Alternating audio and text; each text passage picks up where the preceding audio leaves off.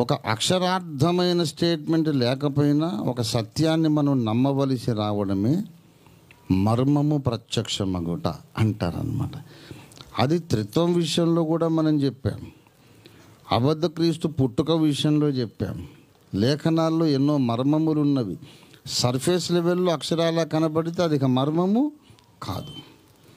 లేఖనములో మర్మములను మనం నమ్మినట్టు వేదములో మర్మములు ఉన్నవి అని దాశరథి గారు కూడా చెప్పిన విషయాలు కూడా మళ్ళీ నెక్స్ట్ సిట్టింగ్ అంటూ జరిగితే అవి కూడా వెనక్కి బయటికి తీస్తాను నేను అండి. ఇదిగో ఇలా చెప్పారు,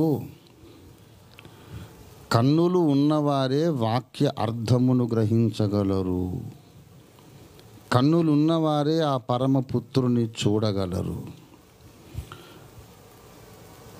వాక్యార్థము జ్ఞానకిరణము నాలో వెలిగినప్పుడే నేను ఆ పరమపుత్రుని చూడగలను. మనుషులు ఆయనను చూడలేకున్నారు అని దాశరథి గారు అనువదించిన ఆంధ్రానువాదంలో ఉన్నాయి. రంజితోఫీర్ అక్షయ్ తూణీరం అయిపోలేదు. సరే, అదే వదిలేసేయండి. అక్కడ అక్షరాలు కనపడాలంటున్నారు. అక్షరం కనపడక్కరలేదు.